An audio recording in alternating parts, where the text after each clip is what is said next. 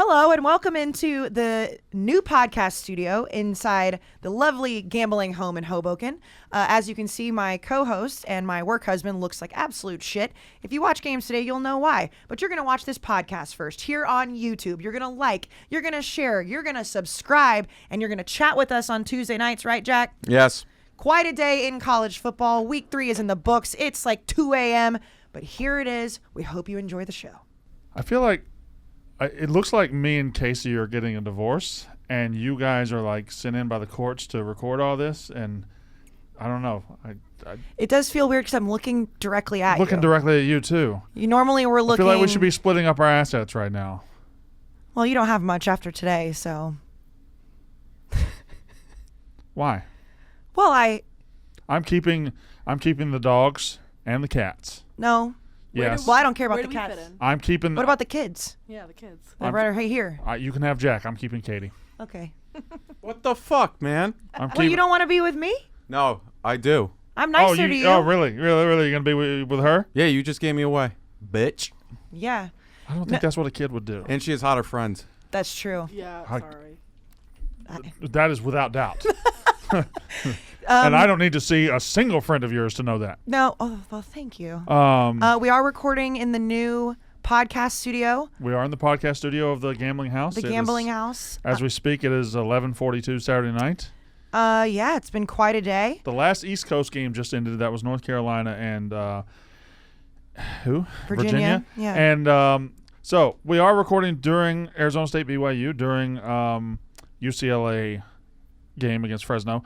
We will cover those games if As and we when see, they right. if they end by the time we get done. We will cover them, but if not, we will cover them on the next episode. Last week we certainly lost. We missed one when USC got killed, but We want you guys to have this as soon as possible. yeah, we want you guys to have it in the morning, and we are here in the Gambling House. We've been here all day, and today hasn't been the nicest day to all of us. No. Should we just get into a podcast, though? We will get into a podcast. Jack's freaking out. Yeah, I don't know what Jack No, was wrong. I'm not. This is the first time we're recording here. It's a new journey for me, but we're looking good. Everything's looking good. Okay. You were just flailing your hands around. You did, and you took your headphones off. Yeah, but then I realized I should put my headphones back on Yeah. Why were you flailing your hands around? because I was like, I think this is going to work. It was my... Okay. I just don't... Okay, no, wait. Save it. PSA, Katie hasn't spoken yet because her voice is about gone. Katie is rationing her words. My voice is almost gone. I cannot ration my words. At some point, it might just be the two of them having to talk. Yeah, I'll say a thing here and there, but I am not an 8-year-old I'm gonna be. smoker right I'm just now. gonna be real honest. If we're just being honest, is the trust tree. Mm-hmm. There's a solid chance there's at least a 10 to 15 minute period on this show where I just talk incessantly and don't even give you guys an end. So or don't how even, is that different than normal? No, this one. That was good, Katie. It was fun. Oh, You they- gave me away in the divorce. No wonder I'm giving you to her. They high-fived each other. That was cute. That was Have they cute. ever high-fived? I don't think so. They This is usually the first hate high each other. five. This is First time history. ever. We This don't is hate history. each other. No, we don't. Well, they're never that close. They're never this close on the show. Yeah, there are divorce Usually attorneys. one's over here and one's way over here. Yeah, that's true. Let's start a podcast. Also, hold on. Oh, If we're gonna be doing this, I mean, how about boys side of the table be on the same team? you Okay. gave them away. Yeah. Not high fiving. Yeah, your voice is going out, isn't it? It's been going out since Machine Gun Kelly this week, so Hey, Brandon, you just pass me my water over there, please. please? Thank you. Apparently none of the men know how to say please. Look, Jack. It's down. Oh, boy. Oh. Well, here we go. I swear to God. Talking to the mic. I'm like 3 fingers length away from the mic. Oh. Is this not close enough? Yeah, but your voice is so... I'm definitely the best one at being on the mic right now. I'm just all up on the mic. And you sound great. I know. Lord have mercy. Okay, just get me through it. You can do it. We're here for you. You're really not. I You really am. are. No, you. How am none I of, not? None of you have hugged me. None of you Brandon, have. Are you a hugging person? None of you. though? None of you I have have hugged stopped. you. Not one of you offered me a hug today. I hugged you. Not one. Not today. Yes, I did. We hugged today. Yes. After the game. Stop. Here we go. 3, 2, 1. 1, 2, 3. What the heck is bothering me? Hi. Welcome to Welcome to Unnecessary Roughness, Barstool's college football podcast, presented by High Noon Hard Seltzer. Look at this, baby. Boy, we got the delicious watermelon in front of us. That's a fantastic drink right there. It sure is. I love High Noon Hard Seltzer. I love High Noon as well. You have High Noon on a Saturday, you just can't have a bad day. Well, you haven't had a High Noon today. Neither have I. None of us have. So maybe that's why I should have had a High Noon. Would have improved my day. That would have turned it around, perhaps. I just don't understand. Okay. Okay. Listen. Let me talk about High Noon for a second. Then I'm going to let you go. This morning, there was a group of us out at Rutgers. They big tailgate, doing some Barstool Bites stuff. It was a wild scene. Saw so many High Noons at tailgates. Like when we were walking by where our driver dropped us off, every tailgate cheersing us with High Noons. They're taking over the world, baby. High Noon Hard Seltzer. It's a great drink. Shout out Rutgers for hosting us this morning. Shout out Rutgers. What a beautiful campus down there in Piscataway. They're 3-0. They are 3-0. 3-0. PFT met Greg Schiano today. Nobody screwed them out of their third victory. No. But I'm not the Schiano men. That was awesome. PFT. He gave a speech today. Wow, my voice is really going in a rapid decline. But I mean, listen, I just wanted to get the good vibes for High Noon out of the way. I'm not going to let anything that might have happened today, hamstring cramp. I'm not going to let anything that happened today affect this podcast. I'm going to say the takes that I have on this podcast. I do have one take marked for me to talk about something that happened directly to me. And that is later in the show. That's like 5th. So that's way down the list. Wow, big of you. Big of me, yeah. Very big of you. So we've just had week 3. We're right at the end of week 3 in college football. The big games included Penn State and Auburn in a beautiful game. Stunning. On national TV. It really is. It really does stand out. The crowds stand out more this year than they've ever stood out before. Mm-hmm. It's always been there. The pageantry, the passion has always driven college football. But after the year away, I noticed it more this year. I noticed it so much more when Florida State hosted Notre Dame a couple weeks ago. I noticed it today in the Swamp. It just felt – but I got to say the most beautiful and the best crowd we've seen so far happened at Happy Valley tonight. No question. We talked about it going into the game that Penn State's whiteout is always a cool scene. But knowing that it was at night, they were like it looked like, I think, Jack, what did you call it earlier whenever they were running out of the tunnel?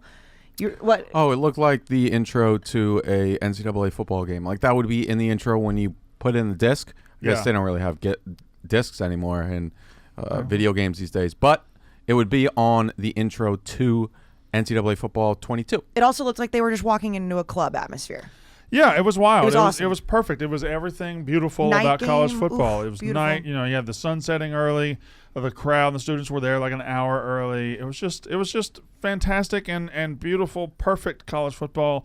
And we'll talk about the game later. But the big games today, certainly Penn State and Auburn was one of them.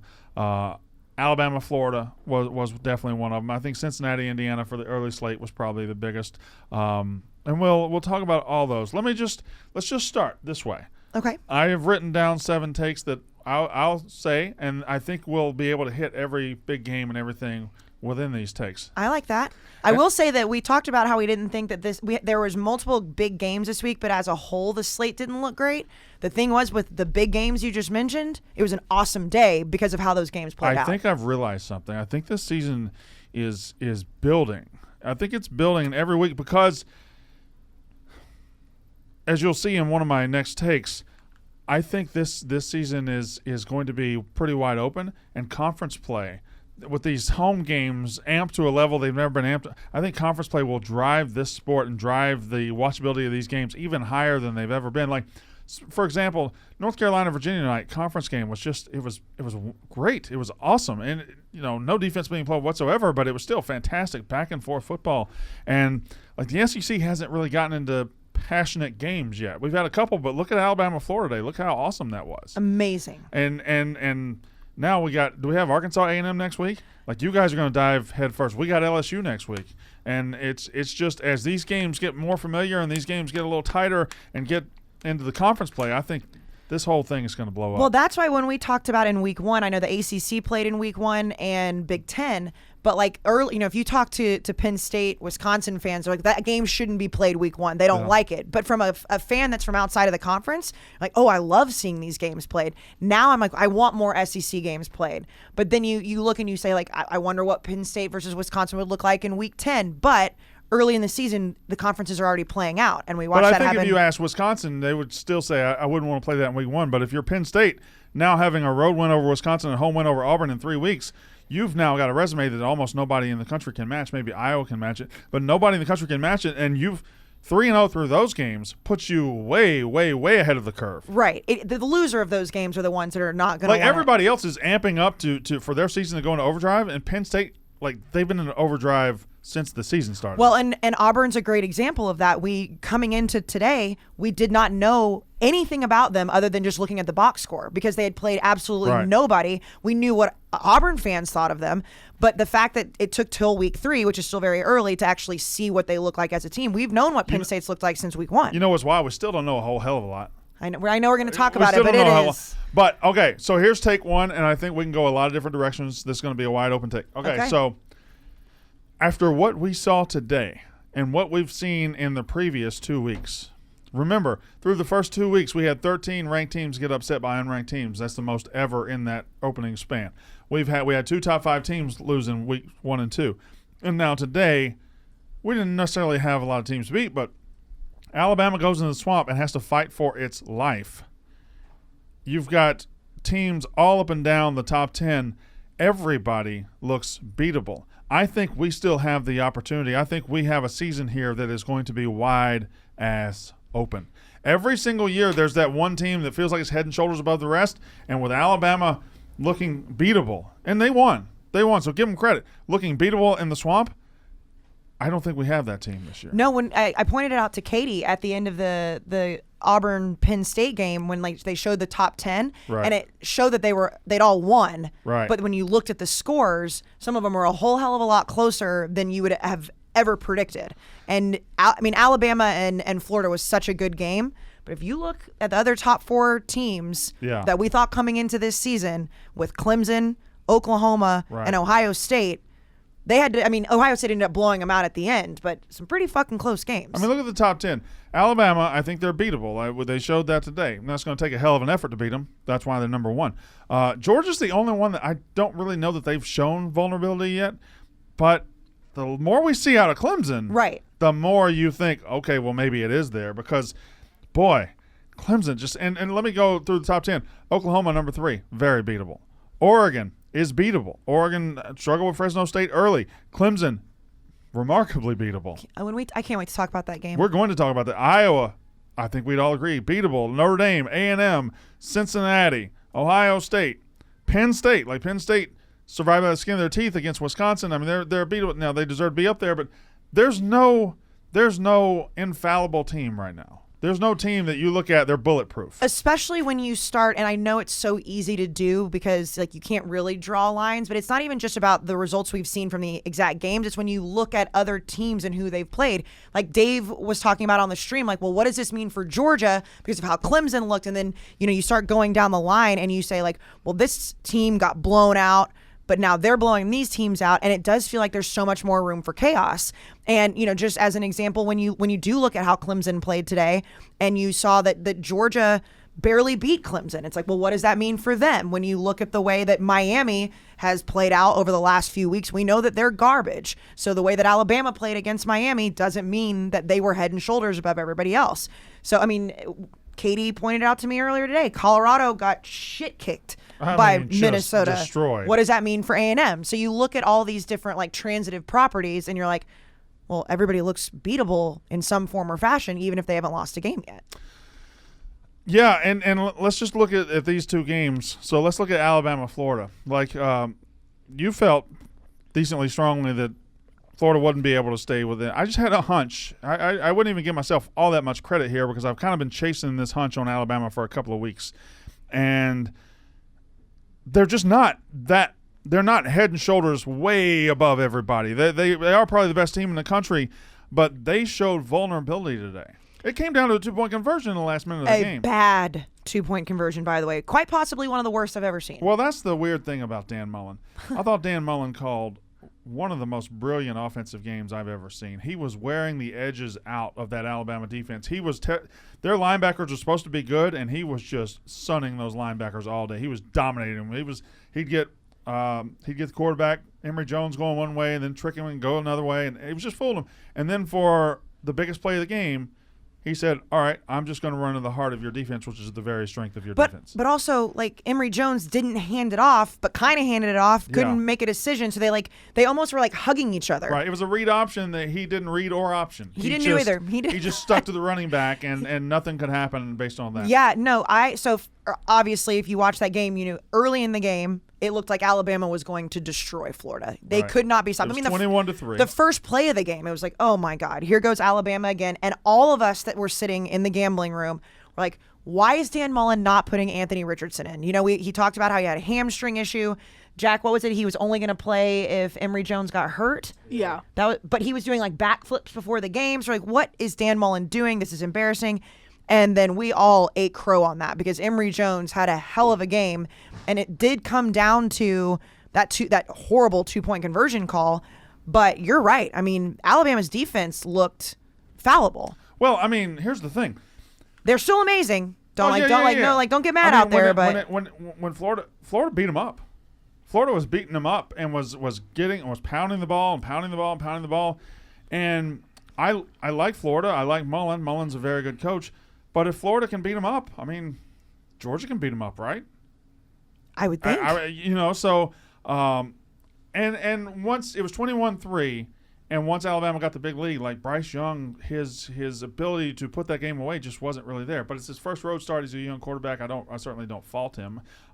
It just showed that you're going to have to bring it every week in the SEC and probably in every single conference this year. Yeah, and of course, you know, if you watch the college football show, like I had a whole mind pretzel that I got put in because you guys all took Florida. Dave's been seeing the board really clearly. I promised myself after not betting with Alabama against Miami, I was never going to bet against Alabama again. You don't get rich betting against Nick Saban. Obviously, I lost that again today. But it's just when I watched these two teams play, what it told me is that, you know, if Florida would have beaten Alabama, that would have blown up what could potentially happen in the SEC West. Now, obviously, I think Alabama is the best team in the country. I still think they're the best team in the SEC West. But then all of a sudden, they do have a conference loss. Now we look at Georgia and we wonder, what do they actually look like? Well, they're going to have to play Florida. Florida looked pretty damn good today. And over the last couple of weeks, I mean, I know that they've been winning, but it was kind of like, well, what do we do with Emory Jones? What do we do with Anthony Richardson? I think that this game showed that the SEC from the East and West is much closer than maybe we thought it would be. Yeah, I don't know if I think that. You don't think so? No, I don't. Well, we'll see. We'll see. Like, you think Georgia is just head and shoulders above Florida? Yeah, I think they're a lot better in Florida. So you think that they would just I don't know. beat Alabama? I think this showed that Alabama's just a lot closer to the pack. It's going to be interesting to see it play out. It's hard for me because I know I don't think Florida's staying within 2 points of Georgia today. So if you right now had to pick Georgia or Alabama, you'd take Georgia? Different. It's different. See, here's the thing. Maybe they attack Georgia differently, but I certainly don't think Florida and Dan Mullen is getting the edge that easily. I don't think they're running the ball as effectively as they did against Alabama. And that makes Emory Jones have to throw it, and I don't know that he can do it. So maybe the matchup's just a little more poor. Maybe it is what it is. Brandon, we know a lot of things suck in this life of ours. You've had a kind of sucky night. Life sucks and then you die, Smith. Yes, that's true. That's true. But tell me about saving me some money. Maybe that'll help. It'll help your life suck less because our friends at Earnest are helping you with your student loans. You know what my favorite part about this wonderful advertiser is and this wonderful advertisement?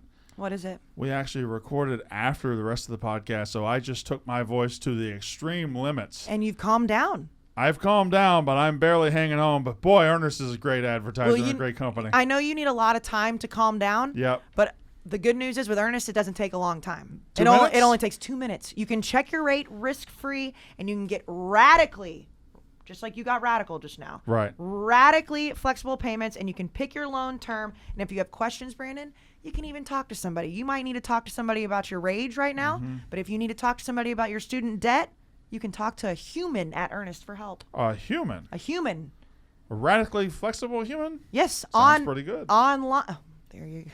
You see what he did there? Mm-hmm. We love our friends at Earnest. They're helping you right now to save so much money. And as always, they're giving away free money. Brandon, we love free money. Love it. Love free money. Earnest is offering our listeners a $100 cash bonus when you refinance your student loan at earnest.com/barstool. Again, that's earnest.com/barstool. Terms and conditions do apply. I'm losing my voice. This is going to be really hard. You can do it.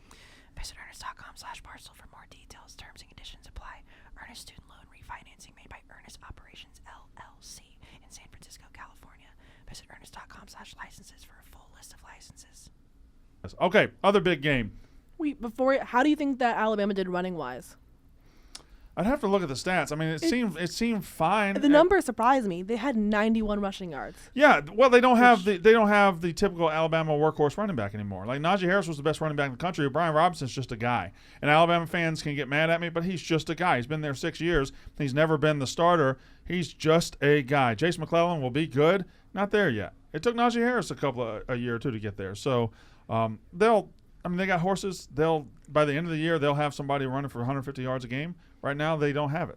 Fair. But with Bryce Young, though, and I know back and forth we were all talking shit, but like you would say he can't throw it, and then he would make an incredible pass. He's still kind of shaking off that. Like sometimes he overthrows or underthrows, and then sometimes he threads that needle right to the guy that he needs. I think as the season progresses, that his evolution and his maturity, like those really good plays that he makes, we're going to see more and more of those. So, Penn State 28, Auburn 20. I'm just going to say it. I think we have finally gotten to the point, and they're probably tired of hearing it. I'm sure they're tired of hearing it. But I have gotten to the point where I can look at a Penn State game and just not even think about the crap at all.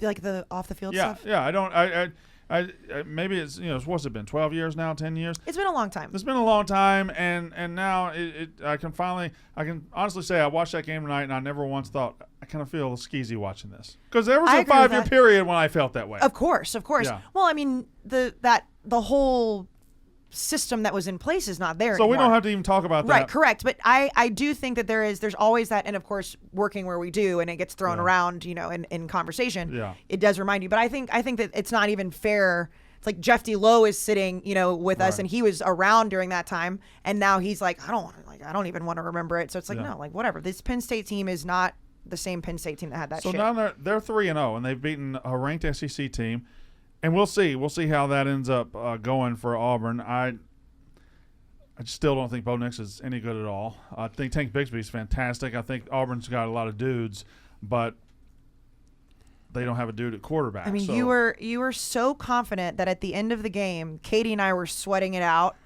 She was sweating out the under, and I was sweating out Penn State plus or -6. And I told you that Bo Nix has the ball. Don't worry. You told me, and I quote, all of 11 Penn State defenders could get off the field, and you still don't think Bo Nix could end up in the end zone. That's what I said. They were at the 40-yard line. I said Penn State's 11 defenders could leave right now. They would not score. No, they didn't score, but. And I also said the last play, I was like, I'll bet you there's a 10-yard period between the goal line and the end zone that he has to throw this ball in, and he won't be able to hit it.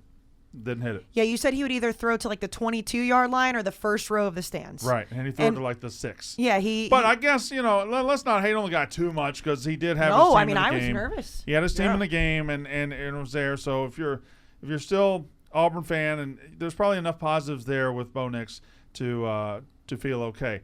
But ultimately, this night wasn't about Auburn, and it wasn't about Bo Nix. It was about Penn State, national spotlight, 110,000 people, and now what were they, number 10? Surely they'll be up to probably the number 7 or 8 range. I imagine they might hop Notre Dame. They might even hop Cincinnati at this point.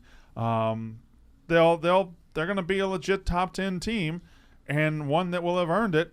And again, you can't say enough about the crowd. Well, the crowd obviously played a huge part of it, but I mean, I want to give credit to Sean Clifford, because I feel like after they played Wisconsin, I mean, he didn't have the best game of all time, but he didn't have a great game either. It was like, well, it was Penn State's defense that just gave Graham Mertz and that offense in Wisconsin just a lot of hell.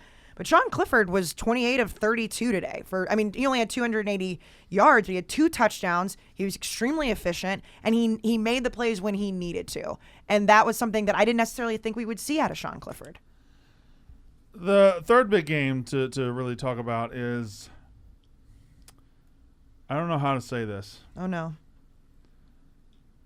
Cincinnati. We've discussed, can they make the playoff? Can they do this? forget about the fact they won the game. I just don't think that team's good enough. They looked ugly. They were able. Luckily for them, Michael Penix is terrible. I mean, Micah McFadden got ejected. If Michael Penix was an average quarterback, Indiana's celebrating tonight, and probably celebrating a relatively easy. Like Indiana got down to the 5 to 10 yard line on several occasions, and there were I think 2 interceptions and a fumble. They just couldn't score down there. Indiana did everything but win that game. But this isn't really about Indiana. It's about Cincinnati. If Cincinnati is number 8 in the country and they have NFL dudes all over the field and they got a quarterback who wants to be in the Heisman Trophy race, I don't know, man. Like, they end up winning by 14, and I guess that's all that matters. You go on the road and you win by 14, that's all that matters. But it was sure ugly getting there. But when you watch Desmond Ridder in the first half of that game, he was on the struggle bus. Yeah. He looked awful. Now, he came back to form in the second half, but throughout the first half of that game, you're like, what the hell is going on with this kid? I mean, he looked like he'd never played football before. Yeah, it wasn't good. And now, again, credit to him. They had the kickoff return in the third quarter that kind of set things right and kind of got them back. But again, I don't know. I look at that team, and they survived, and that's, I guess, all you can ask. But I certainly didn't see a team that I think is going to stay on the field with even the Ohio States and Oklahomas who have struggled this year, but certainly not the not the Georgias and the Alabamas. Yeah, no, and you do have to give him credit. We do have to give him credit because in the second half they did look a lot better. And like you said, if Michael Penix was even average as all the time, it might be different. But I just don't, even before tonight. And this is no knock against Cincinnati. This is more a knock against the way that I think the college football playoff would have been. It's only 4 teams. Like, I think Cincinnati would have had to be blowing the doors off of teams and somehow having 2-loss SEC, 2-loss Big Ten teams to even have a shot anyways. Then you look at this and you look at Indiana, they're 1-2 on the season. They embarrassed themselves in the first game against Iowa. Like, this is not a strength of schedule game that you look at and it's like, oh, Cincinnati's resume is going to look great because it's the eye test. Sure, they won by 14, but if you have eyes, you saw that Desmond Ridder did not look good. They ended up closing out the game, but this is not a team I would feel comfortable putting into the playoff to play number 1 ranked Alabama as the number 4 team in the country. No, they're a long way from playoff, but they did win, and it does set up if Notre Dame can beat Wisconsin next week, which that's a tall order, then I think we would have undefeated Notre Dame against undefeated, my God, Michael Penix Jr., 17 of 40. 2 touchdowns, 3 interceptions. A QBR of 31.6. He was awful. He's awful. That's 17 of 40. If he's 28 of 40, they win comfortably. Where are all the people that were screaming at us for putting Michael Penix on our list? I think Indiana fans, they crashed hard in week 1. But I think the first half of today got them back out on the ledge and got them back out thinking, okay, we're all right, we're not bad. And Tom Allen was stalking the sideline and he was crying and he was doing all this stuff. It was the rah-rah stuff, and then ultimately reality just slapped him in the face. They're not good enough at quarterback. Looking back at the Iowa-Indiana game, now looking at this result with Indiana-Cincinnati, does this change your perspective of Iowa? Not really. No, because I felt about Iowa then what I feel about Iowa now. They have a great resume so far, but there's just a ceiling. They have a ceiling on them because they only have one good half to their football team. Mm-hmm. Their offense isn't good enough to legitimately contend for anything real this year. Maybe the Big Ten West, which I guess that gets you to the Big Ten championship game, which is fine. But no, I don't really think anything different. Today really only changed my opinion about Cincinnati. True. Again, but how much do you just say? How much do you just chalk up? Okay, they won in a tough road environment, and you don't even worry about that it was good or bad. They just won. That's all you have to do. I had a big opinion changer today. What was your big opinion? Well, changer? I guess we'd kind of already started on it a little bit, but Clemson is in big trouble. Clemson is they're not in great shape right now. They look like they are a completely different team than we have seen. And we knew Trevor Lawrence wasn't going to be there. Obviously, it's a long way from Deshaun Watson. Yeah. But, they don't look like they've ever played offense together. They look slow. They look sluggish. They look uncreative. They look like they're waiting for a quarterback to lead them. They're waiting for, a savior to show up, and DJ's just not that guy right now. DJ, and this is a take we can probably get into right now. I'll skip kind of takes. Out of the top 10 quarterbacks that we thought coming into the season, a very small amount of them have been very good. Like DJ has not been very good. De'Ara King? De'Ara King has been flat out bad. Spencer Rattler's not special at all. He has not been good. He wasn't good today. I know we're going to talk about Oklahoma, but C.J. Stroud, not great at Ohio State. Bryce Young's been really good. Mm-hmm. And even today when he had a close game, still really good. Yes. By the way, my Sam Howell best quarterback take is absolutely alive. It's alive. Oh, it's very alive. I still wouldn't put him above Bryce Young. You'd be wrong, but Sam Howell's best quarterback in the country. He did have a hell of a night and tonight. that take is big back. Oh, Brendan Armstrong for Virginia threw for like 550 yards in a loss. Anyway, that game was Bryce Young's been good. DJ not good. Rattler's not been special. Howell's kind of back. C.J. Stroud not great. Matt Corral's been really, really good. You got to give him credit at Ole Miss. I think. What's that score right now? If you're they're up by a lot. But if you're ranking the quarterbacks so far this year, I think Corral's got to be probably at the top. Him and Bryce Young maybe. Yeah. What about Carson Strong? Well, that was he dropped a shit sandwich today. True. Losing to Kansas State. Kansas State got a great defense though. There's several teams that are just laying there. They're like Kansas State's now 3-0, right? Mm-hmm. Kansas State's 3-0. They have the Power 5 win over Stanford. Shout out Michigan State. Michigan State's 3-0. Revamped their whole team. I mean, Michigan's just sitting there too. Michigan's just laying there. Like, what are they in the back? They were 25 this week. Yeah. Oh, certainly they've looked better than Auburn. Michigan was 24 this week. I think they were 25. That would actually probably make sense. They were top 10 because in my poll.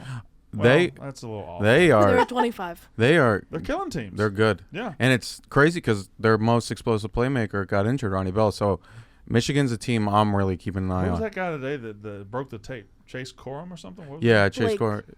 Blake Corum. He, I love when a runner breaks the tape going in the end zone. But yeah, Michigan's just laying there. Kentucky's another one. But they struggled with. They did struggle today. Kentucky. They struggled today. I know that there's just several. By the way, one of them should be Mississippi State. Should be 3-0, getting ready for LSU next week. But that's okay. That's fine. We'll get to that. Piece of shit bastards. Yes, we'll Mississippi get to State. No. As of now, I mean, it's halftime in BYU, Arizona State, but BYU's up 21-7. That's a team that's just sitting there as well. Yeah, and it's weird because they're not even really sitting there because they beat a ranked team last week, and if this holds up, they will have beat a ranked team this week. Yep. And UCLA's one you got to keep an eye on. I don't know what the score is out there right now. Fresno State's up by 10. Fresno State's up by 10? Mm-hmm. Well, the pick and parlay is going to hit, or it could very well up by hit. 10 with 5 minutes left in the second. Still early for Arkansas's 3-0. They look good today against Georgia Southern. You guys, A&M was just kind of business-like today. I thought you guys were going to win by 100. How'd you only win by 34? Because they took everybody out. Okay, getting ready for SEC play. Don't want to risk anybody. But it was like y'all were up like 21-28 immediately. Yeah, they covered. Great teams cover, you know. They did cover. Yeah. Defense looks good. A&M's defense looks great. But, I mean, granted, like watching what happened last week with Colorado and then seeing the way Colorado played with Minnesota today, like the A&M Arkansas game is going to be very interesting. Obviously, we'll talk about that in the next episode. But I feel y'all playing them in Dallas? Yeah. Like you always do? Yes. What's that? All the 3-0 teams? Well, first of all, that's not right. The first one's incorrect. Memphis is not 3-0. Yeah, that Memphis is true. There should be an asterisk. Memphis is 2-0 with a ref-assisted bullshit. Okay. Michigan State, Wyoming, Wake Forest, who I have loved since the beginning. Shout out me, Cincinnati, Army, Liberty. Maryland's 3-0. Maryland? It didn't look great on Friday night, but they did. And then also and they love Talia. Hold on, I want to see this. Shout out Rutgers. Rutgers 3-0. Coastal had a great win today. Not a great, but they went into Buffalo. That's a tough game. I mean, you know who low-key had a bad loss today? Who? How about Pitt? Oh, Pitt. Oh, yeah. Pitt starting out 2-0 and winning a game with an SEC team. I know it's Tennessee, but still won a game with an SEC team, then come home and lose to Western Michigan. Gross. Who got housed by Michigan a couple weeks ago. Like, Western Michigan's not good. I hate playing college football math, but what does that say about Michigan? Or what does it say about Tennessee? I don't like playing math like that, though. It's so easy to do, though. I know. It really is. It's easy, but this is the worst time of year to do it. I know, but that's all we have to go off of. There's teams flying all over the place. There's different matchups every week. Can I say something? Oh, no. Oh. What? Okay, so Oklahoma State fumbled. It was 21-20, and Boise State got the ball and returned it for a touchdown. But the officials called the play dead because they said he was down. Instead of it counting as a touchdown, they reviewed it. They got the ball back. Boise State did. But then they kicked the field goal, missed the field goal. Boise State, as of now, there's 2 minutes left in the game, has been hosed by the officials. If you want to talk about hosed by the officials, no. we can Well, get Jack, into I mean- Memphis, Mississippi State. You have Perfect to do that segue. right now? Perfect segue. I wasn't done talking about Clemson, but I guess I am now. Also, there's no Z in Clemson. Their fans love saying that. What? How are you supposed to say it? Clemson? Clemson. But it's easy to... I know. I say Clemson too. L-O-S. Motherfucking. What? There's some cheer that does. Never mind. Ignore Katie's me. about done. Katie's, it's about time for Katie to pull into the You know when station. you're in a golf cart and Yeah. like it's like you feel Right. it's like puttering. I think the It's like batteries, puttering. It's yeah. like Katie's right there where you're like, That's, oh man, it's I'm 100% a cheer. I am They do- flooring. No, we're talking about this your is a cheer. desk. We're talking about your your voice. desk. Your desk. Your Shut voice. up. I say if we, You know, you you put the play gas video all the way games down. and Yeah. The health meter. Oh, yeah. I say mine and yours we're still in the green. Yeah, me too. Mine's Still I'm in the green. yellow. She's in the yellow, and she's starting to get into the red. No, too No, much no, alcohol she's for in these red. two. No, I've had no. This is not alcohol Yeah, at but all. I've had no you're alcohol still in in 2 the days. yellow. Huh? You're in the yellow. Because of my voice. Yeah. Because I've just been yelling too much. One more punch right in the jaw. Right. You're That's down. it. You're- we, it's need, it. we need to knock over like a barrel and pick up a big whole turkey or something. That Yeah. may restore your entire health bar. Oh, there we go. I was so confused where you're going with that. Oh, that's Final Fight, 1992. What you need is wasn't even what we alive need then. is like hot tea. We don't have it here. I have a lot of cough drops. That's not gonna help.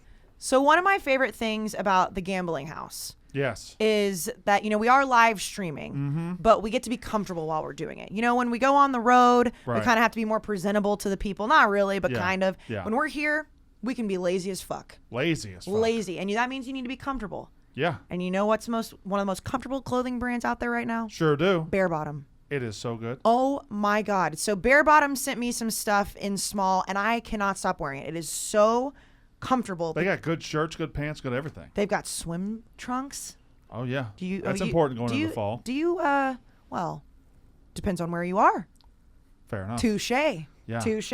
They've got everything right now. They've got shorts, swims, tees, and they've gained a cult-like following. I mean, the Cult-like? whole office is wearing Like it. Texas A&M. I am a cult follower. I'm in like 5 cults. Yep. Stop it, Katie. That's not funny. That is not funny.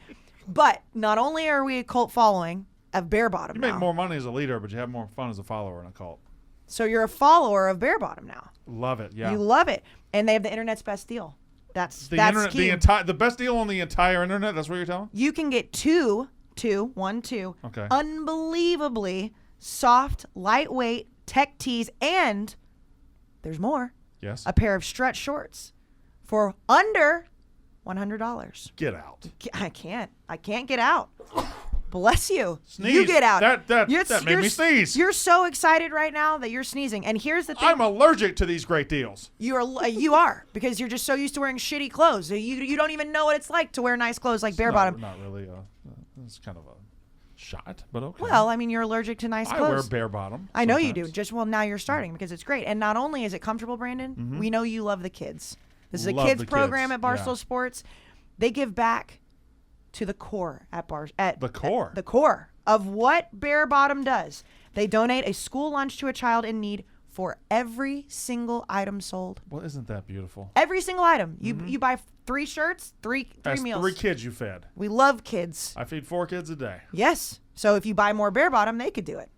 Good. Yeah. So you know how you buy a Bare Bottom? I do. You do? You get free shipping on your first order, first of all. You go to barebottomclothing.com and you use the promo code Walker. Walker. Yeah, you're That's damn right. BEAR, like the animal, bottom, clothing.com, and use promo code Walker. Walker, like the animal. Ew. That was gross. We, as a company, really should invest in better food for this place. Yep. Can I please? And for our office, too. We Can I are please just- say It's that disgusting. Great. It's It's disgusting food in there. Disgusting. And I understand it's the easy things to eat, and we're all going to eat them Just because we're all hungry. Pizza, chips, and Oreos.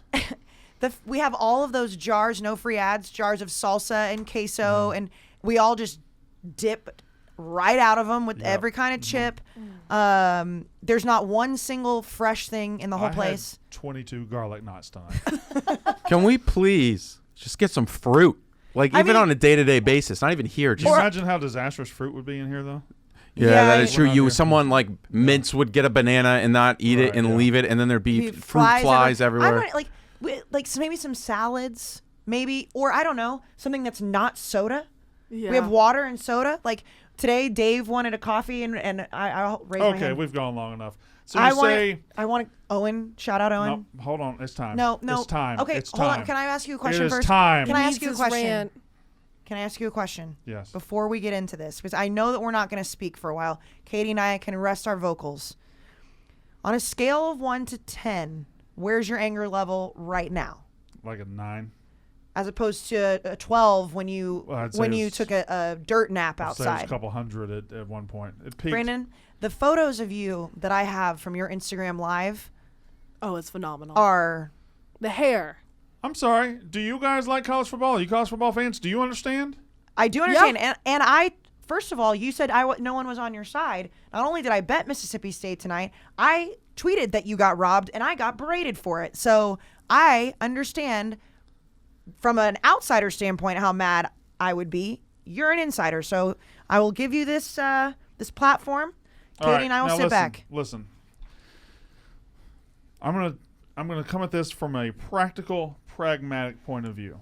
All right, and I'm gonna talk about it as if it's a random college football fan, just a general fan of college football talking about this, and not a slobbering Homer Mississippi State fan, which it will devolve into in just a second. College football is a gigantic business. Huge business. There's millions and billions of dollars pass through college football every year. Coaches making millions. Players now making thousands and thousands and millions, okay? There's so much money involved in college football. And there's accountability in college football. Every time a player messes up, he has to either hear a chorus of boos or he has to go before a mic like this one and he has to answer for it. If a coach makes a bad call, he has to sit in a press conference and 40-year-old white guys who've never played sports get to ask him, why did you mess up? Why did you do this wrong? Yet, in this college football world where everything generates so much money and so much is at stake every single week, we still allow a system where 6 men can absolutely affect the jobs and the situations of these players and coaches. 6 men can affect that. And when they screw it up, because, my God, they are human. They are absolutely human. Just like Jack's a human, Katie's a human, you're a human, I'm a human. They're human. They're going to make mistakes. But when they make mistakes, they are able to hide behind a wall that is a complete and total lack of accountability. The same people that fucked up this game, and they did. They absolutely changed the game. They absolutely ripped the game from one team that deserved it and gave it to a team that didn't deserve it. But to have a group of 6 people to get to hide behind a wall of cover, I don't even know how to say it. They just don't have to be held accountable. And these same 6 guys will absolutely be somewhere next week doing their job. They won't have a hiccup. The SEC came out an hour after the game, said, you know what? You guys should have won. We're sorry. We messed up multiple times. Well, no fucking shit. You put in something called a review system and you don't use it. You put in these fail-safes to help you not have these men mess up, and you sat there and you made one of the most egregious, game-changing mistakes I have ever seen in college football. For 20 years, I have talked about BYU 2001, how they beat us 41-38, but they didn't beat us, how the officials beat us that night. And this one today is the worst I've ever seen a team. Not my team. This is the worst I've ever seen a team get fucked up by the officials when the Memphis has 2. This is Memphis, by the way. These are SEC officials, and they're sucking the dick of Memphis, a poverty program. And they're over there, and they make sure Memphis wins. Twice. And they screw their own team. Twice. There is a punt. And in the history of college football, everybody said, to down it, you have to possess it. In the history of college football, every single time a player has taken his hand and took a knee and set the hand on the ball, that has stopped the play. In fact, it happened yesterday when the ref started doing this and stopping the play and then said, oh, wait, no, I'm not going to stop the play, and the guy runs off. Mississippi State defenders are looking like, what is this? He stopped the play. Touchdown. He threw the bag. Then Mississippi State gets an onside kick. They just create this. They go back and they assess Mississippi State a penalty, which I didn't know you could do in review, and absolutely job us. Now, it is embarrassing to be in a game close with Memphis in the first place. I understand that. And I understand Mississippi State's not winning a national title this year. They're not winning an SEC title. But you got a fan base who's invested. You got players who are busting their ass out there, and you just fuck them. You fuck them. It's not that it happened. It's that the SEC can just put out a statement and nothing ever happens to officials. They don't have to answer to anybody. If they suck this week, they can suck next week. And they'll have a job 10 years from now. They'll suck then. The sport is too good. The sport is too awesome to have shit like this happen consistently. And the SEC is supposed to be the best league in the country, and that's your officials? Fuck you, Greg Sankey. Suck my fucking dick. Okay. Damn, did that feel good? Not really. No, here's the not thing. really. Okay, let me tell you something. I will say this, and and of course, people that are listening out there are gonna be like, "Well, you're saying that's because it's your team." Let's just say Team A and Team B. Put whoever the fuck you want in those two slots. If what happened tonight with any team, put your favorite team against another team, you would be pissed off because every single person in the room with us, including an Ole Miss fan, Right. said Mississippi State got fucked. Then the refs come out, and I completely agree with you. And we've been saying this for years. I remember saying when New Orleans got screwed out of the Super Bowl, however many years ago that was, and the refs just didn't have to say anything afterwards. It's like, why do they not have to sit up? Why can they get penalized? The refs tonight should be suspended for a game for fucking up a team, because it's incredible to me that a press release is supposed to be that's supposed to be a Band-Aid on a bullet wound. Like, oh, we should have won. Well, in the standings, you don't have a win. In the standings, you have a loss. In the standings, Memphis has a win when they should have a loss. So I hate the whole outcry on social media right now that's like, oh, well, it's just because you're a Mississippi State fan or whatever. It's like, no, any single team that was put in that position tonight had a reason to be pissed. Now, I just made a big rant on Mississippi State, and that's fine. But I thought the officiating across the board in college football was really shitty on Saturday. I thought Florida got a raw whistle against Alabama. I thought anytime Alabama needed a call to bail them out, Alabama got it. Thought there were several calls in that game, especially a pass interference that could have gone either way. Penn State had to punt on third down because 8 officials, 6 officials on the field and 2 backups can't determine what down it's supposed to be. That's elementary shit. This is your pick. This is a prime time game. There's 110,000 people in the stands, and you can't get the downs right? SEC officiating crew. Because it was our SEC team on the road. It's embarrassing. It's awful. It's the best conference in the country with junior high officials, and Greg Sankey doesn't give a fuck because it doesn't affect Alabama. No, Greg Sankey was just hanging out with Tim Tebow on the sidelines today. I'm sure he was. I mean, they showed that at the game. But not even just the calls, and you're right, in the Alabama game, which we all know Alabama gets calls, there were just egregious face masks, egregious horse collars, and they just were not called. And even as somebody who had money on Alabama, it was like, what are you seeing that we're not, and vice versa. But even down to how ridiculous the clock situation was at the end of that game, when it was like a JV volleyball game is what it felt like. Like, oh, we got to go down to the court and figure it out. It was like, what is this? These are primetime games. Across the board, I feel like the officiating looked bad today. Of course, the Mississippi State game being the number one. But there were so many missed calls. Like Jack just said, even the late games, there's officiating problems. How do you fix it, though? That's my question. How do you fix it? You know, we've often talked about ranking the types of losses you get. That's one that is hard to quantify. It doesn't even feel like a loss. We had 480 yards to Memphis' 230, had 26 first downs to their 11, dominated the football game. It was embarrassing to be in a close game, and they were handed it.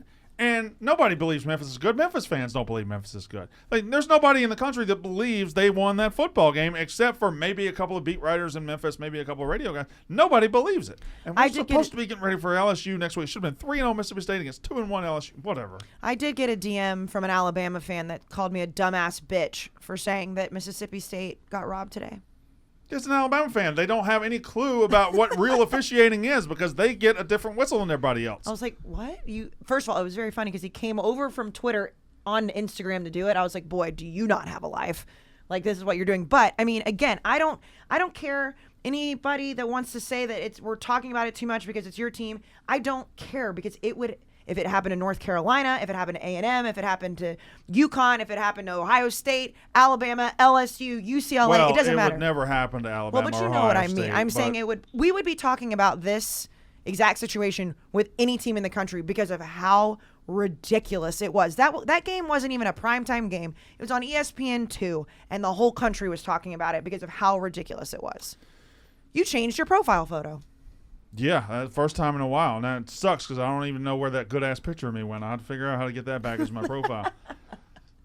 I think I know where. I think I probably have it. Oh, her voice sounds better. Think you can get it? Yeah, I think. It's a 50-50 every time. Okay. Yeah, you never know, right? You just got to start talking. I don't know, man. Whatever. That's it. I'm not going to bitch about it anymore. I said it. There's nobody that watches or listens to this outside some Mississippi State fans that really care.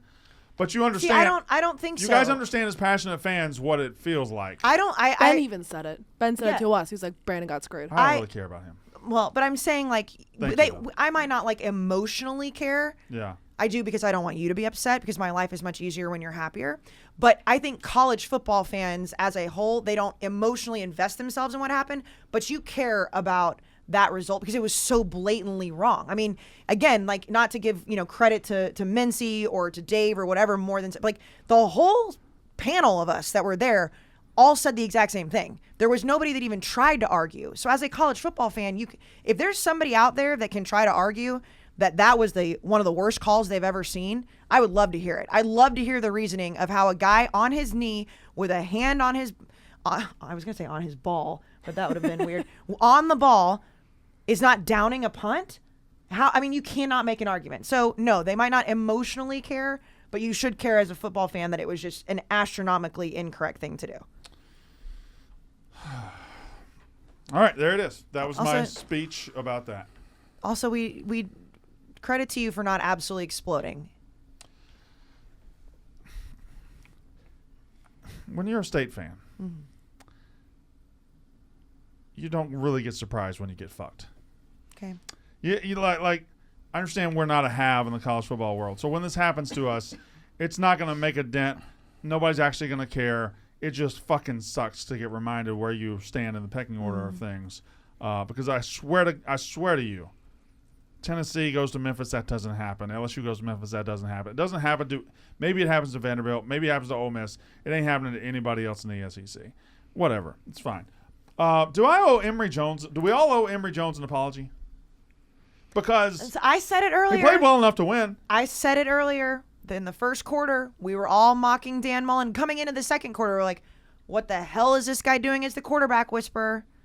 And Emory Jones played very well. Played well enough to win the game, like you said. And not only that, again, that 2-point conversion was terrible, but everything else leading up to it was, I mean, we did not expect it. You know it was superb. I mean, he played. Go ahead. Yeah. I guess superb is okay. I'd say he played better than we expected Emory Jones but to he play. played. For I think what we thought he was, he played superbly. Yeah, no, I agreed. At first, I guess I'm still in the mode that it's like, Anthony Richardson should have played. But I'm looking at Emory Jones right now, 18 for 28, 195 yards, QBR of 76, which is very good. Bryce Young was 89, but that's Bryce Young. And Emory Jones also had 77 yards rushing, 1 touchdown.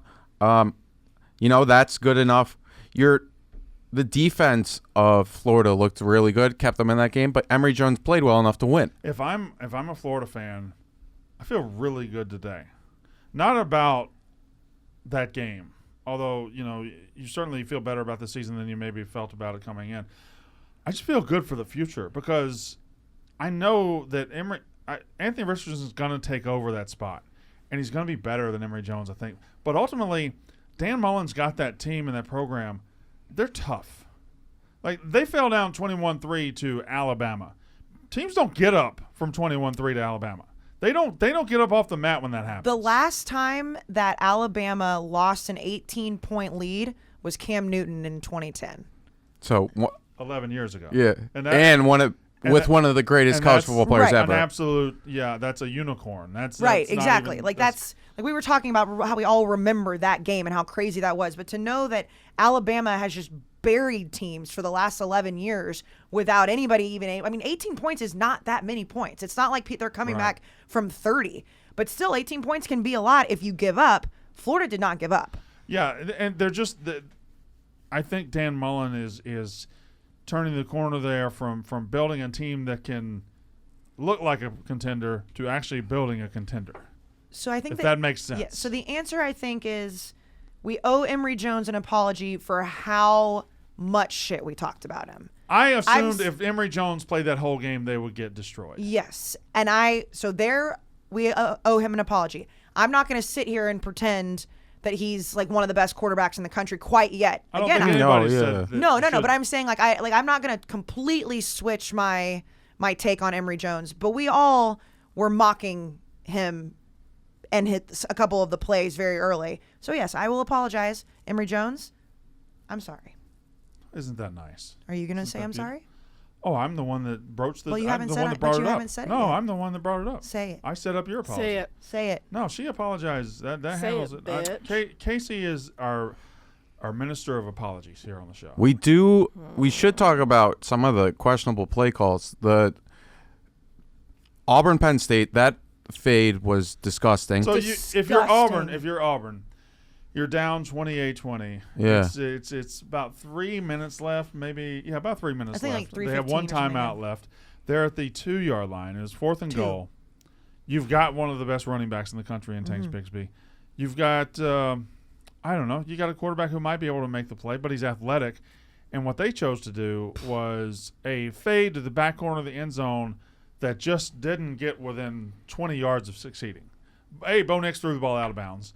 B, the receiver looked like he had no desire or knowledge of how to get there. And it was just completely fucked from the beginning. How's that? I don't know how many people have said this, but the goal line fade fascinates me. You don't do a fade anywhere else on the field like that, a short distance fade. You don't ever, if it's like 4th and 1 from the 39, nobody does a fade. Nobody ever says, 4th and 1 into yard, fade. But we get near the end zone and we're like, here's what would work. What if our quarterback got the ball and immediately threw it high in the air, and he threw it to a space on the field that only has about 1.5 feet, 2 feet of operating room, and we throw it to a receiver, and he's probably going to have somebody all over him. Let's do that. Yeah, that seems like a good idea. Seems like a good idea. And it's worked out sometimes. Meanwhile, there's 47 yards of field to work with sideline to sideline. We don't need it. Just we want that corner. On the 2-yard line, too. It wasn't like they were backed up a little bit to where they needed to create some space. Just run the fucking ball in. Where are they vulnerable? How about that corner way over there? How about that corner, which we have to drop it in a bucket, and Bo Nix can't drop anything in any bucket? No, I thought it was a terrible play call. You're right. And I don't know who was it. You that tweeted it, Jack? Somebody tweeted it. It was like somebody gets paid 7 figures a year to make that play call. Yeah, I tweeted that from the main account. Just says with nothing in it, but somebody does. And also, I was really disappointed in the play call from Dan Mullen on the 2-point conversion. I know it's been mentioned, but I feel like you could have. Again, called the better. Maybe it was Emory Jones didn't run it properly, and that's not to get on him. But it didn't look like, even if he keeps there. Yeah, Alabama was ready for that. Also, it felt like they were really just converting on all cylinders at that point, and just a quick read option up the middle. I don't know. I feel like even getting Emory Jones in space would have been a little bit more effective than that. So. Some questionable play callings, and then it was the day of just not converting 2-point conversions when you're down 2 with 30 seconds left. Yeah, so many missed 2-point conversions today. Yep. What's wrong with you? Because mine was one of them. Oh. Yeah, it was 31-29, and we just didn't convert a 2-point conversion. Also, I know we mentioned it when we were watching the game. It kind of got over it by the end of the game, but when Florida's skill players would get out in space, it was like they were just waiting to get hit. Like they would never fully turn it on. It was like they were like running, and they were still, obviously very strong and running fast, but it was like they were like tensed up as soon as any Alabama defender would get within vision of them. I think I had a take on that, and I didn't say it earlier, but it seems like Florida right now has what you would identify as Big Ten skill players. Yeah. You said it earlier. There's no Harvin on that team. There's no Will Demps. There's no guy that gets out at the 30-yard line and then just track meets. When maybe it's because Alabama looked. Anthony Richardson is that guy, though. Yeah. It's crazy because I felt like there was times when they would get the ball, and even in that SEC championship last year, when in similar situations where players are at the exact same spots, and then last year's Florida team was going to score, but then this year's Florida team is just. I don't know. It's the difference between a 4.38 40 and a 4.45 40, but in the SEC, when you're playing Alabama, that matters.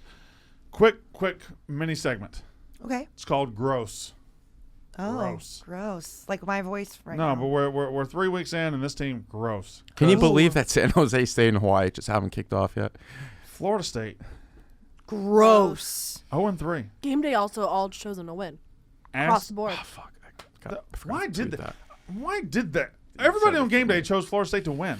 And they were 4 point. Well, that's just got that shows how there's just certain people that just don't understand.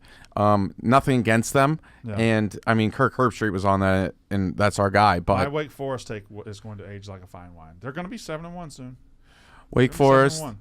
Yeah, it seems like Wake Forest, and also, if you want to talk about gross, Miami, and then also, we said on the podcast, and it's not our fault because we didn't stay and record until 2 a.m. last week, but we were talking up the Pac-12. Since then, they've fallen apart. Gross. Yeah. Arizona State may come back. UCLA may come back, but they just have not. Arizona State did just score. It's 21-14. Yep. Yeah. UCLA is down by 13 at half. Yeah, and then since we said that last week, USC lost to Stanford. And then, of course, these two things that could flip. They could flip. Gross, Miami, just not good. No. Like I think in the age of maybe accelerated coaching tenures, Manny Diaz could need to be answering some questions very, very soon. I'm just. Yeah. Do you look at that program and think they're heading in the right direction? Because they got destroyed against Alabama. Whatever. They beat App State by 2, and then Michigan State, who I guess could be okay, could be pretty good. Although let's just stop and look at the Big Ten East. Is Ohio State the only team in the Big Ten East that's lost? No, Indiana's lost. Okay. Maryland is 3-0. Yeah. Rutgers 3-0. Michigan State 3-0. Yeah. Rutgers has played Delaware, Temple. Yeah, but you're saying just with a loss. But Michigan State has beaten. Michigan State's beaten now Miami and Northwestern on the road. That's got to count for something. Yeah. So there's been 3 losses in the Big Ten East so far, and one's Ohio State, and Indiana has the other 2. That's crazy. That is crazy. And Indiana has 2 good losses. I mean, they're not a bad team. I mean, I don't think they're a bad team. I think they're top 4. I wouldn't put them in the gross category. No. In fact, I mean, they're not going to finish last in that division. I mean, they were up 14-0. Tom Allen was running around the sidelines like a little child, like pumping everyone up, and then. I mean. Wait, hold on. How do we get the biggest win of today? Wasn't a win at all. How about the Fighting Huskies of UConn covering the spread? Yeah. At Army. Yeah. And fighting back to do it too. Yeah, no, it's crazy. That's hard. You can't coach. You can't teach that. It was looking like they were going to lose 100-0, mm-hmm. and like then that. they found a way to cover the spread, which is the ultimate look at where you truly rank, because good teams win, great teams cover. Also, we respected the troops for the first half, and then the second half we went out there and decided we had to do what we had to do. Yeah, and Army put in their freshman quarterback. And I was very impressed that we kept fighting. You got to take the W's. It's still on the table. Middle Tennessee, Yale, UMass, 3-win season, maybe 4th against Vandy. I have no chance. Back on the road next week, Brandon Walker. On the road again. I just I can't wait to get on the road. Well, we'll be on a plane, but On the plane again. So we're going to Chicago for the Notre Dame Wisconsin game at Soldier Sure are. Field. Yep. We will be there with the Barstool College Football We're Show. taking my private jet. Yes, the one that you own specifically. Dan and Dave will be invited on your private jet. Perhaps. But the College Football Show this year is presented by FTX, which we know That's is formerly Blockfolio. I was about to say formerly Blockfolio. We love FTX right now, and here's why we love them. We got to tell you guys. Well, first of all, they're investing for the crypto generation, which is happening. We all know that. We're all into crypto right now. They are the best online for trading, for buying, but this is why we love them even more. On the College Football Show, whoever of the five of us, me, you, Dan, Dave, Big Ev, whoever wins at the end of the year, who has the best record, gets $50,000 in crypto. At what point do I start to get nervous about that? It's too early. It's week 3. I know, It's but too I early. am undefeated. I know it's too early. Don't do it. At one point last year, I was 1-3, and I got second last year. It's too early, but $50,000. But here's what's even cooler. Now, we're selfish. We like that. When we go on the road to these live shows, if you show up to the live show and you sign up for FTX using your .edu email address, you could win $15,000 of crypto just for showing up to our show. Standing right there. Literally standing right there. So we will give somebody $15,000 crypto. The kid who won next Saturday. Yes, the kid who won at Michigan, and he apparently everyone was too drunk to sign up. Like he was in a very small pool of people. Yeah. He was shocked that he won it, but he was like, "Oh, all I had to do is sign up with my EDU." And on top of that, wait, there's more. I feel like I'm in an infomercial. We have a season-long thing going on right now for $100,000. That's a lot. If you are listening to us right now and you are in college and you have a .edu, maybe you have a Texas A&M .edu. Perhaps Mississippi State. Perhaps a North Carolina. Maybe perhaps a you're majoring in UConn or dairy Fordham, sciences. whatever. You can go sign up right now and you can get on our leaderboard. And we have a top leaderboard. And for all the verified accounts, you can win a prize pool of $100,000 split among the signups for your number one school. So here's my thought.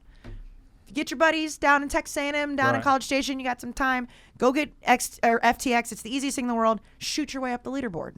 Yeah. Why not? It's free money. Get you some cash. It's free money. Or crypto. But I mean, we're the crypto generation. Well, you and I aren't. Yeah. Well, currently, I guess we are technically. Well, She is. So visit the App Store right now. Download They are. FTX for free. I mean, I have 24? crypto. 26. 4. And also, 24? yeah. An old 24. And it's just because you've known me for a long time. Also, like, I'm Mr. Crypto. Yeah, he is. And I have been for a while. And I mean, if he had an .edu address, he would sign up for it. Yeah, I would. He has multiple, trust me. That is true, yeah. Yeah, that's true. Enrolled to every school in America, all 130 FBS schools. Go download FTX for free. Sign up using your .edu email address to increase your school's chances to win. And if you are coming to our live show, do it there, because we'll give away free money. I have a question. What's your question? Is Oklahoma any good? Boy, they don't look like it. Or is Nebraska? Did we give up on Nebraska too easy? Because they had that bad loss to Illinois at first. They killed Buffalo last year. Maybe last week. Maybe Nebraska's But okay. here's where, like, Tulane is getting Shit-pumped. absolutely Housed. destroyed by Ole Miss. And Lane Kiffin's going for it on 4th and 1 inside his own 30 right now. I took the live under of 86. That was my fault. I brought it up. No, it's fine. It's not going to hit, but like, because Lane Kiffin just wants to throw it on. But again, if you're trying to connect the dots, like you said, you're trying to say, look at these teams. Tulane had a chance to beat Oklahoma in Norman in week 1, and you're looking at Ole Miss, who is 17th in the country right now. They're winning by 40 at the end of the third quarter. Then, yes, Oklahoma killed whoever they played last week. I can't even remember who they played. Western Carolina. Then this week, they had that awesome catch. That interception was one of the coolest catches I've ever seen in my entire life. Phenomenal. Like, it was phenomenal. Other than that, they did not look impressive at all. That catch, and then the catch by, say his name, Downs for North Carolina. Josh Downs, Yes. It was like the Michael diving Penix catch in the that back actually of was the in. Yeah. Yes. Unbelievable. That was an unreal catch. I mean, there was multiple catches today that, like, if people really cared about SportsCenter top 10, that you'd be like, oh, which one's going to be the top 10, but no one gives a fuck well, about I it mean, anymore. then the SMU Hail Mary to win the game was That's right. insane. Yes. And then there's some bad teams this year. I don't know that I've ever seen a Hail Mary like that, because the Hail Mary hits in a crowd of people and bounces a pretty good distance, like maybe 7 or 8 yards. It must have gone off a helmet. To a guy that was just standing there. Which is also smart. If I'm thinking from a coaching perspective, I want people to go up for the ball, Right. and then there's the guy who kind of is like an outfielder. There's always a trailer usually. A trailer, yeah. I'm not one to make. I don't think I'm revolutionary, but there's some bad teams this year, man. I'm looking right now. Can I tell you my Hail Mary innovation that I want to do? Yeah. Yeah. Say we're at the 40, okay? Say we're at the 40. Let's just say we're at the 40. Yeah. Yeah. We're at the 40. Our 40 or their 40? They're 40. Okay. We can definitely throw it, no problem. Okay. So I got the traditional Hail Mary. You run all the receivers down there, and they get in a ball, and you throw it, and you bat it around. Yeah. What if I made 4 of my receivers go to one corner of the end zone, and then I just made one receiver go to the other corner, and it's just 1-on-1 over there? What if my Hail Mary is just 1-on-1? Does that not count? Can I do that? You can do that. Nobody does that. Everyone just goes to you'd the have same to spot. draw it for me, but No, I know what you mean. Okay. Yeah, draw it. Okay. Yeah, no, it makes So- sense. You spread them out. Okay. You spread them out. So I have You a put- field. I have a field right here. Okay. Here's the end zone. All right. And here's watching on YouTube, Here's my you're getting quarterback. a All right. lesson. And then I got a bunch of receivers over here, and then I got one right here, and one right here. So I got 5 receivers on that side of the field. Watch this. Boom, boom, boom, boom, and we're all right here. Whoop. What if I throw it to him? well, I What if I mean, throw it to him? as you're taught, I guess there's no rule that he. but can as only you're be covered by taught, one as person, though. prevent, as you know from playing Madden and They're all gonna be NCAA, back there anyway. they're all going to be back there, and they all have zones they have to cover. And then I assume if they see everybody go to one, that's why they end up so stuck together. But yeah, no, I definitely show the people on YouTube for sure. But here's the thing: they don't even try it. This is really, it's late when we're trying to rewrite Hail Marys. Like, I'm trying. but I do see Hear the me point. out. Hear me out. What if we- let's reinvent the wheel? What if We reinvent the wheel? when they tried to score touchdowns, we just scored them? They just score them. Somebody's just there and they just catch it. That would be easy. That would be easy. Not for some teams apparently, but I do want to mention this because you casually, humbly bragged about it at the beginning, Mm-hmm. and I want to give Katie a little bit of time too. The North Carolina Virginia game at one point was looking pretty scary, Right. Yeah. Because I was watching a TV that was behind your guys' TV. which was phenomenal, by the way, and I was like hiding and looking. Yeah. mean, I see Casey just like peek your head and doesn't say I anything. think I'm like, you guys oh, were up like shit. 24-7, then fell down 28-24. they're Yup. yeah, they're And and then, it was- but then immediately just whipped their ass. Sam Just Howell took some is fucking great. time. had a night. Yeah, he's great. He had a night, and I just wanted to give you credit and Katie credit. I was rooting against North Carolina because I took money line plus 575. How'd that work out for you? Did not go well. It wasn't against you. I was just trying to make money, as you know. And I also, can I say something? Can I humbly brag for a We second? have mics in front of us. You can say something. I'm the only team on the podcast still standing with no losses, technically. Well, in the college football show, I'm still undefeated in the loss. Oh yeah, no, I'm doing terribly on that for sure. Arizona's losing to Northern Arizona right now. They are the worst team in the Power Five. Well, so I don't know. Arizona is the worst team in the Power Five. Vanderbilt's really bad. They are very Duke. bad. No. I know they beat They Northwestern. won today. That's still Northwestern's worse than Duke. the low bar. Arizona fine, State's about but to it's score. fine. We're talking the are lowest talking bar. the low Yeah, bar. yeah. Arizona State's about to score again, by the way. I hope so. I don't want Iowa State's just killing UNLV. Well, UNLV is one Tate of the worst Martell teams, did period. come in for one play. Congrats to him. I'm just keeping up. You're obsessed with Tate Martell. No, Not Jack even- and I not have a even this bond. one, but last night when that high school came back and you're like, oh yeah, well I would expect this against a team that once Yeah. had Tate Martell. Yeah. Yeah. That was our tweet from Honestly. Tate Martell moves the needle. Shout out to him. He's provided us so much content. So much For content. like years upon years. Speaking Something that we bonded upon in once. 2018. Yeah. We did. I do want to. Somebody was going after me on Instagram saying that I was the third biggest A&M fan still on this podcast, and I'd like to know where the two of you stand. Well, I've always been a fan of A&M. But And right I now, didn't. where do they stand for you? They're number one in the country for what? me. A&M, I think they're right where they need to be. I tell you what, Calzone is better quarterback than King. Calzada. Calzada. It's it's a joke. I tell you what, it really It was so good. It Should really make a shirt showed. with him As as a the calzone? calzone. It really. He got so much better with a week of number one reps. Like he was ready to go. He looked fine. Now bad team, of course, but next week I think you guys are going to be. I'm ready. solid. I Yeah, think you guys are going to handle Arkansas Weird with ease. shit happens in that game in Dallas. Always. It doesn't Even when matter. Arkansas would be so I'll bad. tell you what Yes. though, and that's fine. But there's A&M's defense you is so guys good. have one thing that's slump proof, and that's a great defense. Yeah, so good. And you have an elite defense, and that's why I think you'll have a puncher's chance against Alabama. I wouldn't pick you to win, but I think you're going to be able to knock them. Like again, Florida beats them up. If Florida knocks them around, A&M can knock them around, and that's I just wanted to know where we stood because after the Colorado game last week, you were down on them. What about I mean, Ohio State. it's still a bad. Colorado looked bad today. Ohio State.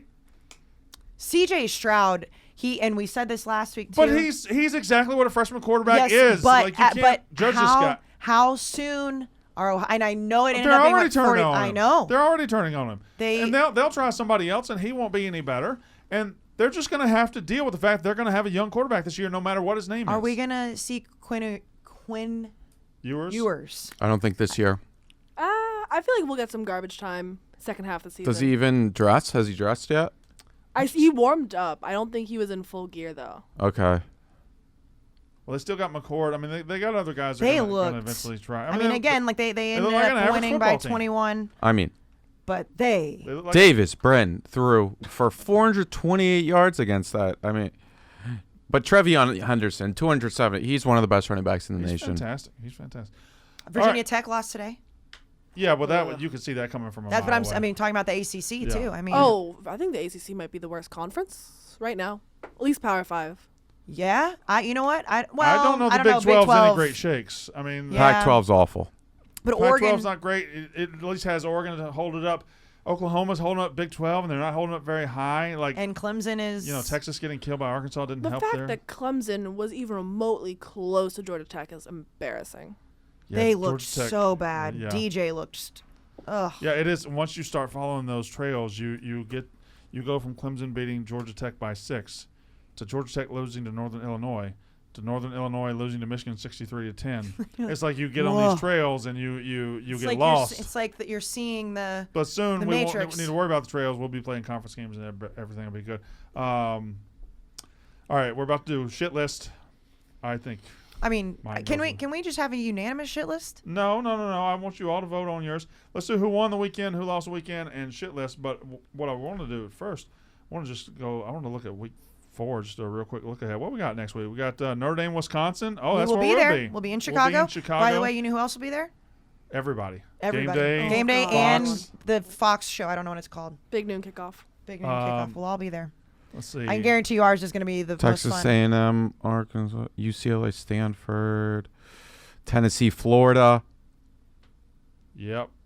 It's not the greatest slate, but What's the we've primetime had game? West Virginia, Oklahoma.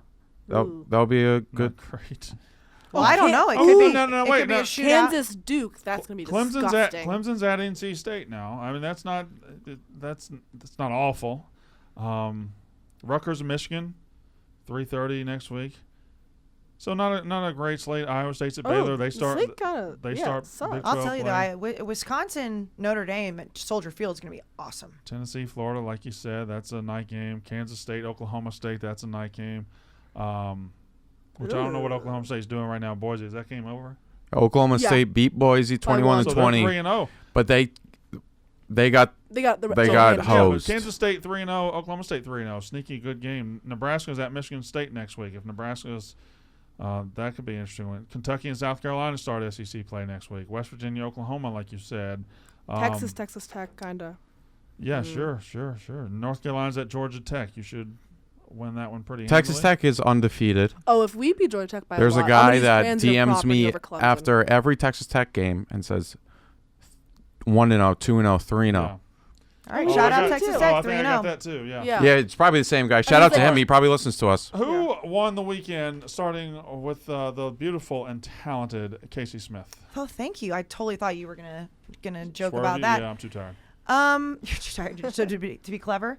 Well, I have 2, but they're the 2 most obvious. They're chalk. Yeah. I mean, I think Florida, while they lost the game, I think they definitely made a case. But I'm going to say Penn State. I think Penn State is the easiest answer.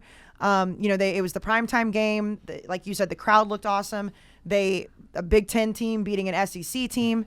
I think that now, looking, we talk about how like the fans kind of seem to not like James Franklin, which I guess angered some Penn State fans because they were tweeting at me today. Like, if you're a Penn State fan right now after starting 0-5 in 2020 and what they're doing, you have to be super excited. So I'm going to say Penn State, and I know that's chalk.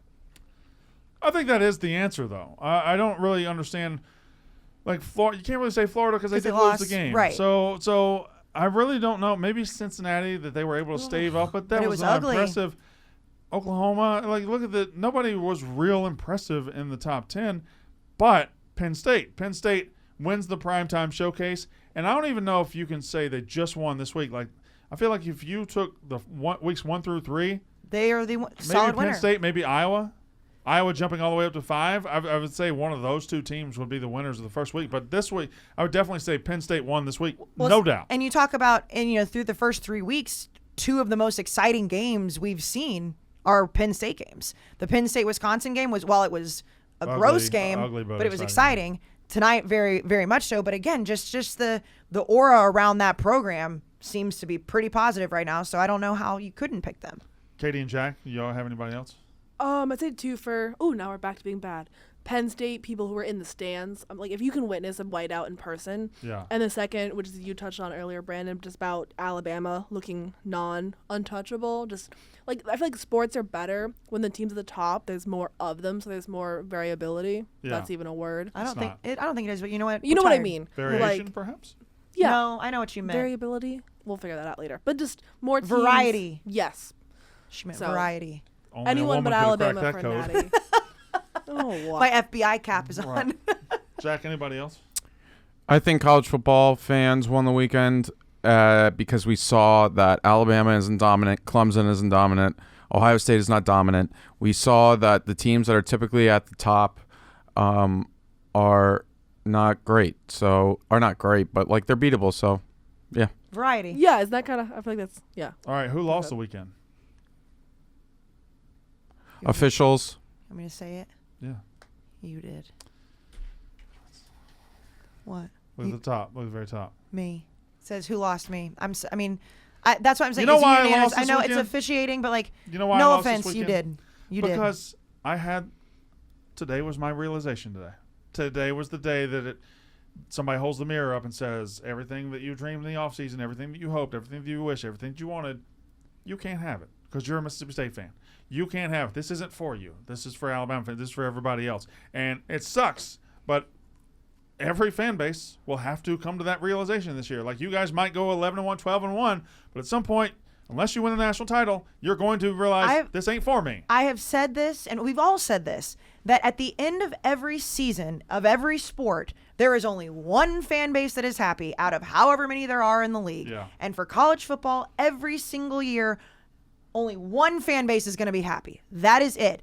You just happen to have your moment in week 3. I might happen to have my moment another week. I hope not. But hey, if it happens, it happens. It doesn't matter how. Like, if you get beat by 50, if you get beat by the officials, it doesn't matter. You're still going to have it. You have it. So I say the reason, and with all love and due respect, you lost because you were laying on the floor on the patio of the house. Oh no! What is Penn this State? thing? There another announcement from the officials that yay, we fucked up, but we I can't do love anything when the about officials it. come out after the game and said, you know what, we fucked up. Sorry, you shouldn't have Or punted Penn on third State, down. Auburn. Yeah. Yeah, how about Like you, the whole world saw that. How about you don't make a team punt on third down? How about you not make a mistake that if a junior high officiating crew made that mistake, they wouldn't officiate the next game. They wouldn't be allowed to. We're going to let this crew go Also, officiate one of the most important games in the country. I love next that year. this second paragraph says the error was discovered during the media timeout that followed the punt by Rule, and they're just now putting this statement out. Yeah. Like, they're just now putting this out. That happened in the first half of that game. Oh, I love the fact that the error was discovered during the media timeout that followed the punt, and by rule it couldn't be corrected at that time. Well, you certainly didn't get the rule right the first fucking time, so let's make sure we keep the rule intact where we can't change it. Idiots. All right. Anybody else for who lost the weekend? The ACC. Just I think it was just a bad Woof, showing gross. overall. Jack? I said officials. Yeah, he did. All right, shit list. Casey Smith. Well, I'm going to put myself on the shit list today. I'll probably put myself on the shit list a lot, but I just am not doing well against the spread. I am just doing poorly, and I know no one wants to hear about your bets and no one wants to hear about your bad beats. I get that, but I'm going to put myself solely on the list because no matter what I do, With Alabama, no matter what I do with Texas, I cannot get it right. I just simply can't get it right. So I am putting myself as a gambler on the shit list. UCLA's in trouble. They're in trouble against Fresno State. It's 23-10. No, it's 23-17. Yeah. Why is that? What is this? I don't know. It's 23-17. That is correct. And UCLA has the ball. Yeah. We buy an app and then immediately goes to shit. Partial difference. Quick, isn't it? I'm on a different app. No, I'm not going to say which app I'm on. But no, they have the ball. That's Down bull. 17 to That's 23. Bull hockey is what that is. BYU's about to score again though.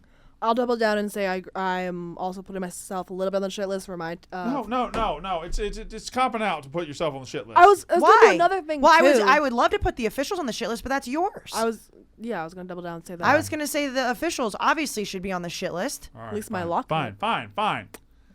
My lock didn't hit either. It was the under in But Cincinnati. and either. Jackie, Take away the Jackie. either. Oh, sorry. Mine hit. Jacktown. Fuck. J-Town. I can't think of a shit list right now, so I officials. pass. Say officials. I mean, Brandon, you know who. Here's the shit list this week, Right. and it's only one There group we of go. people that deserve it. How do you let two groups of 100 college football kids just beat the shit out of each other for 60 minutes? How do you let two coaching staffs for millions of dollars just kick the shit out of each other for 60 minutes? How do you let all this happen and ultimately nothing that takes place during the game matters except the call that you fuck up and you determine who wins the game? That is complete horseshit. And never, these people that say, you know what, one call didn't lose you the game. Bull fucking shit. Bullshit. These were two teams that were close. It's embarrassing that it was close, but State outgained them 480 to 230, 26 first downs to 11. It just happened to be a close game, and the officials had one job. One job. In the history of college football, how many times has a player touched his hand on the ball and has his knee on the ground? That ball is dead. Every single time. Now, all of a sudden, you got to pick it up and hand it to the official? When did we start that rule? It's fucking stupid. The official did this like he was jumping jacks, like he was fucking Richard Simmons sweating the fucking oldies. But we can't stop and play. He's just going to be sweating the fucking oldies. So this guy can run a touchdown where nobody's paying attention, and it counts. It matters. And then an onside kick, Mississippi State gets the onside kick and is about to win the game. But no, we can't have that fucking happen. We got to protect the fucking Conference USA or whatever punk-ass conference AAC team in their own building. So we job out an SEC team, and then an hour later the SEC officials say, hey, guess what? We fucked up. You actually won. Suck my fucking dick. That's unnecessary roughness.